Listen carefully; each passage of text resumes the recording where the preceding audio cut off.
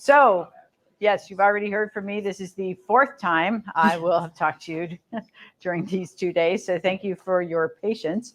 And now we are really going to kind of get into the meat of, preparing to draw your electoral districts. And again, I am really looking for your perspective about how to make this efficient for you, for your colleagues, how you might think about it differently in a geography class than you would in a civics or a government class. Do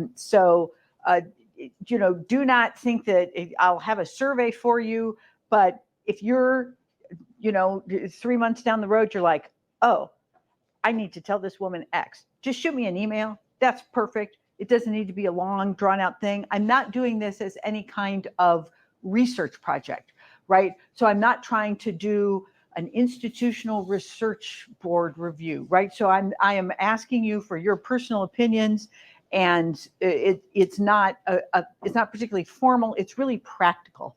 How to make this resource better for you and your colleagues. So what I'm going to do is run through very quickly, just kind of an overview. And again, this is for your reference for the people who are viewing this at home, so that the people who had to leave early. And then I will want you to spend some time working with these online tools.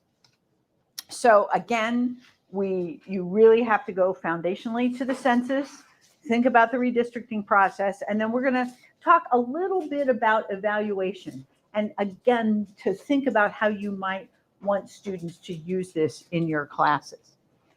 So this is the GeoCivics website, and there are various orientation opportunities for you to go through and use this. Again, if you find something that makes no sense or find something that's going to be more efficient, that would be good, because I really don't want people to have to be either like, I don't know what this is for. So every time somebody says that, we try to make things clearer. On the other hand, do we have too much stuff up there? So that really is a question for you all. But what we're talking today about is geospatial technology. And there are a great number of tools, and I've kind of organized them, and you can go through and look at the different approaches. Now, many of you used to use the redistricting game. That has gone out the window, and its replacements are actually in some ways more effective because they are getting students to use their own data. And we have found that that is really, really effective. So there are both simulations on here and real data. If you haven't seen Kenneth Field, he does, and you feel like you need a little bit of background on geospatial technology, this is a good video. May or may not be suitable for your students, so I highly recommend watching it first. Just again, a reminder that we are looking, first of all, at the apportionment process before we look at redistricting. And you have to know how many, for the congressional level, how many representatives you have in your state. So these are the two tools, hang on though, Jane, that we're going to be looking at specifically today. One is the ESRI GeoInquiry about gerrymandering. And this is something that ESRI, who is has about 40% of the market for online mapping tools, has created along with multiple other GeoInquiries. So you've talked about GeoInquiry. It's used in different ways. ESRI had GeoInquiries, and they have these different sets of resources, and then National Geographic decided they would have GeoInquiry, and then there's a whole set of like the process of GeoInquiry. However you want to use it, I don't care. But the thing that I am talking about here is when I'm saying a GeoInquiry on gerrymandering created by ESRI as part of its government suite of activities. And so think about these. They say they're 15 minutes. Yeah, for the person who wrote this. Okay. So don't think that you're really going to finish this in 15 minutes. I mean, you might. But also, these could be tools that you look at for introducing a new concept.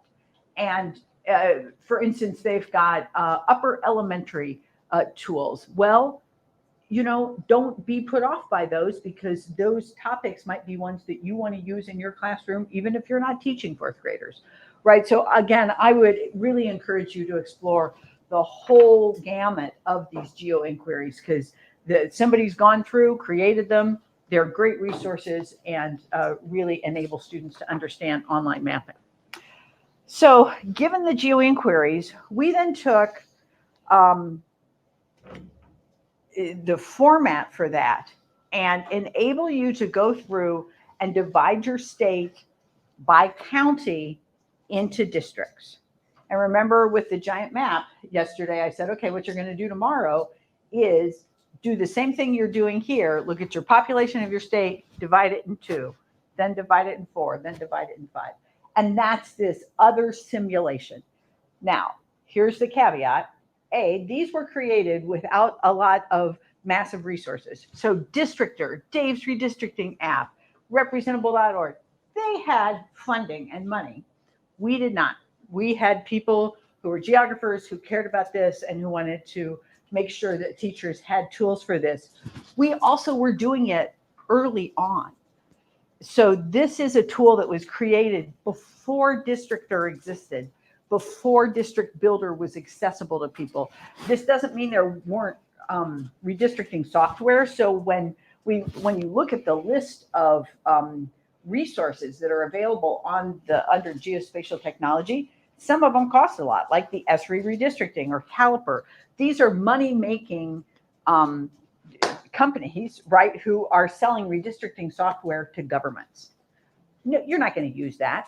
And so why all of these groups kind of developed was because they saw that it was really unfair for community members not to have access, or to have very limited access to these redistricting tools. So we are really grateful for the people over the past decade who have created these tools.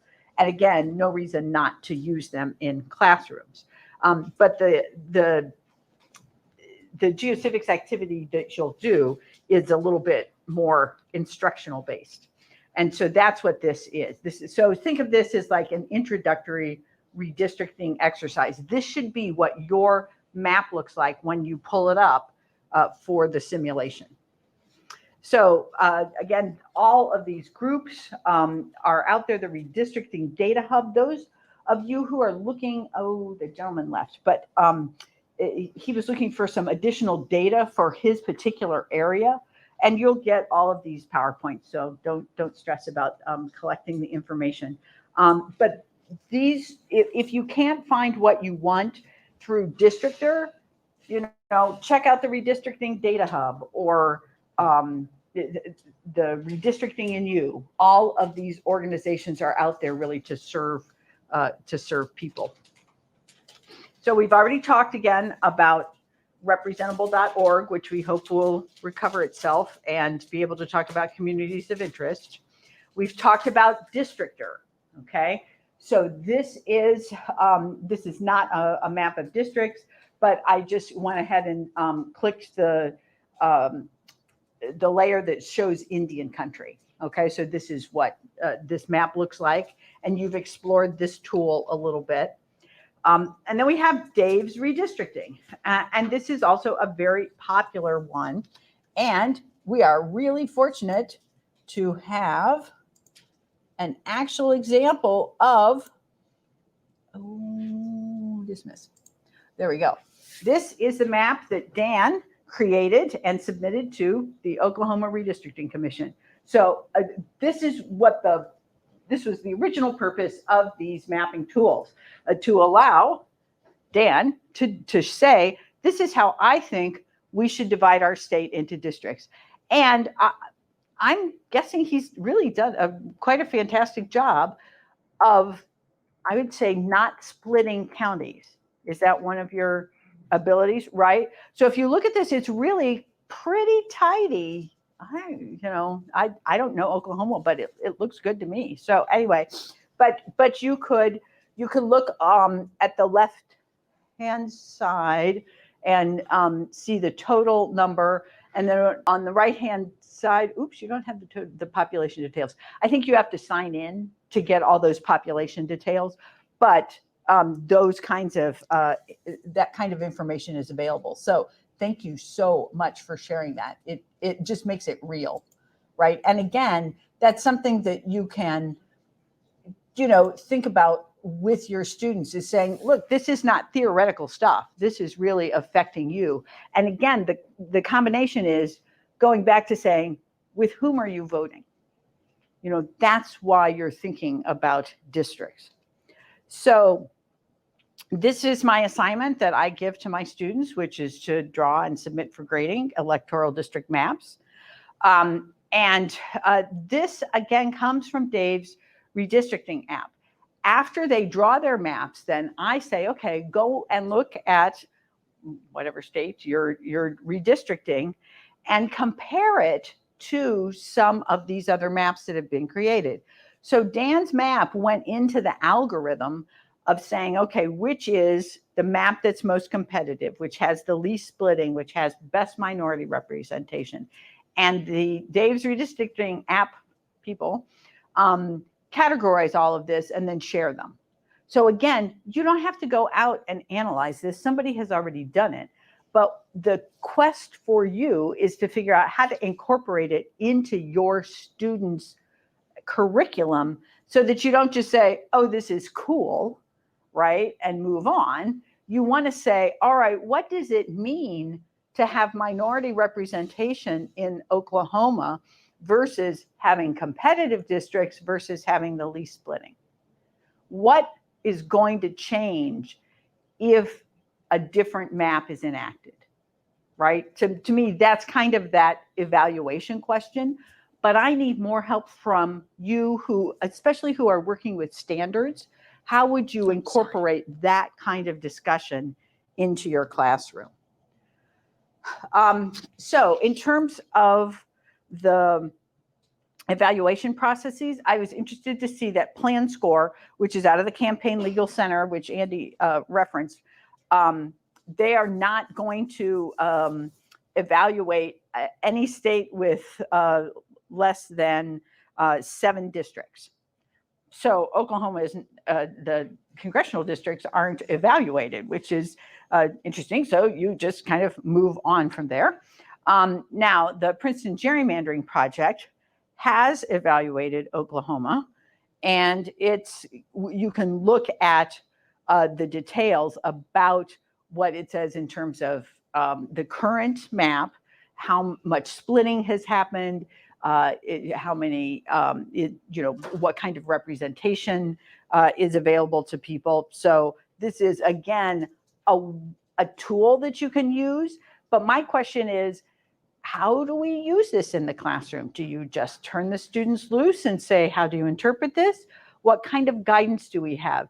There is not, and this is not the point of the Princeton Gerrymandering Project, right? They didn't create this to have it be used in the classroom. So we have a little bit of work to do to figure out how to use these tools effectively for our students. So then again, this is just a reminder that there's a lot of resources on the GeoCivics website. What is most useful to you? I throw stuff up there, but it seems interesting to me what's useful to you.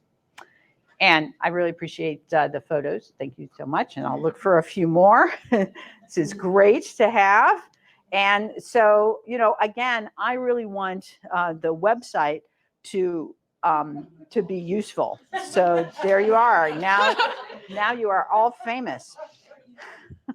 Okay, so Jane is going to distribute the geo inquiry first. So again, I would do this lesson initially, and then, or this activity initially, and then do the one that is specific to Oklahoma. So, if you can do this in 15 minutes, fantastic. Let's see how that works. So we'll check back in again about 1:30. All right, so before we move on to the next exercise, observations from using geo inquiries, especially if this is the first time you've used the program. Thoughts? Questions? Easy to use. Okay, so easy to use, and that's what we like to hear. Yeah. And then, sir, did you have any more observations you wanted to make? Because it sounds like students come in, they say, oh, are we doing more geo inquiries in your class? Well, I use them a lot in my AP Human Geography class, and then Oklahoma history. I've done it in my U.S. history class as well. The kids, mine run through them pretty quick. Jenny mentioned. Yeah, like the 10, AP 15 Human. minutes. Yeah, It's- my AP Human kids would run through them in about 15 minutes. Yeah. So, But it's neat seeing them explore the maps, and so I like it. I just probably use them too often. How do you use them as an introduction, or like kids come into class and start in on this, or? Well, I've kind of used it in a variety of ways. So sometimes I use it to introduce a concept that we're going to further explore. Mhm. Sometimes I use it as we've lectured over this, and now it's time to do some more hands-on activities with it. Okay. But I just love it because it's easy. It's built. I print one off. I mark out the answers, and then I move them in small groups, or we're in small groups, and then they discuss the questions. We talk about it as a group, and Mhm. they're great. Have you done any of the advanced ones where you have to have the organizational chart? No. Okay. I've only done the level 1, or I believe Right. that's what it is. So as you'll notice, right, you didn't have to sign in for any of this. You did not need any kind of particular special activity, but it did allow you to look at different layers of mapping. If you think this is cool and you're like, wow, I really wish I could do X, and why isn't this programming allowing me to do that? Well, that's when you need to talk to your GIS person and get some additional information. Every school in the country, it has the ability to get a free ArcGIS account for organization. And if They you, send you a magazine every so often too. right, or like a newsletter type thing, like a journal, yeah. And I cut those up for my human kids, and they run through those as well. Well, and if you're not comfortable with the GIS, there's generally resources available in your community through like your property appraiser's office. They use it a lot, or your city planning department. They use it a lot for, commercial zoning, all of those permitting type of things. We're lucky here. OU has a degree in GIS, so they've got lots of GIS experts, and that would be, I think, true for most of our state universities or community colleges have a certificate in it because it is used so broadly in so many different industries. It's a little bit of career development there as well. Does OU have the certification as process as well? Like you don't have to do the degree, but you can do. I believe so, yes. Yeah. but yeah, it's something again that you're going to be asked, that students will be asked to do in their lives going forward.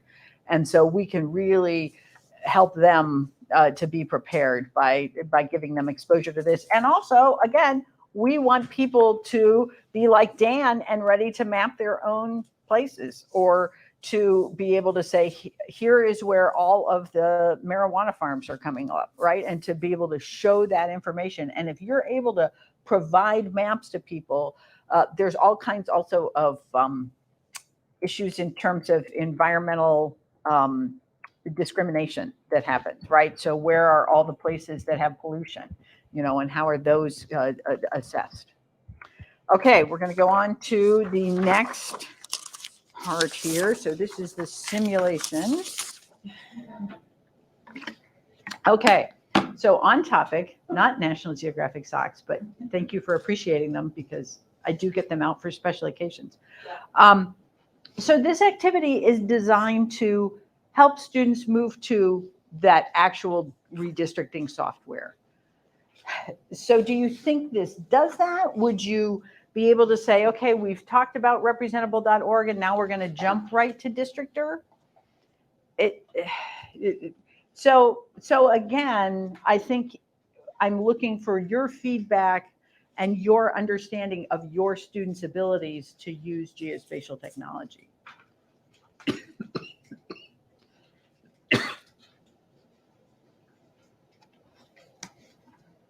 What would your students, you who have used all these? Yeah, this one's a little bit more challenging. I struggled with one of the steps on the activity part. It definitely would take longer and they could work through it, but I see oftentimes now whenever kids or whenever students like get stuck on a step, they get really frustrated with it. Mm-hmm. And I always tell them, we're problem solvers, and so we need to work through it. And so it would take a little bit more work, especially on the step. I was on step number 3 with the clicking on the different counties and whatnot. So I think it's a step further than what we did with the other program. The other program is much easier to follow. It has questions, and so I like this, and I like that it takes longer, and I actually like it when students struggle a little bit going through it. It helps them realize it's not, they're going to have to ask each other questions, the people sitting beside them, like, how do we do this? And so they're working together collaboratively, which is important. Okay. So it would be an activity that they would have to work harder at, right? Yes. Okay. So this is another tool, District Builder. It's not something I use as much. Andy, have you used District Builder? I played with it early on, but didn't use it. Right. And in part, we didn't use it because it had minimal, like it was for Pennsylvania initially. Yeah. But now they're doing a better job of using it. So again, I would kind of say, unless you were really doing a huge giant project or a student decided that they wanted to draw their own map using these online mapping tools, that you don't need to feel like you need to go to District Builder or that you need to go to Districtor. Having awareness of those products, both for you and for the students, is a good thing. But I'm not sure that they, unless you're in a GIS class, right, that you're really going to benefit from understanding this process. That it's really the key pieces to understand are the criteria and then how the criteria get displayed on the map. On the other hand, having them try to divide their state, that's what my students found to be the most instructive, is like, wow, this just isn't an automatic piece. So again, any thoughts that you have going forward that occur to you on your drive home, don't feel like some insight is too small that I shouldn't know that. So please share. Okay, any last questions before we move on? All right, and again, all these resources are up on the website. What I don't have for Oklahoma is really kind of a nice overview of this was the redistricting process this year. So if you know of one, if our public radio station has been doing really fantastic work in terms of kind of a bigger picture analysis and not always just staying with the political bent, and talking really about how these new district lines are going to look on the ground. That's something that I think would be really valuable. I don't want to just, again, list 10 different articles from your main newspaper that says X, Y, and Z, same information, but something that you think might be helpful to other teachers. All right, well, thank you very much.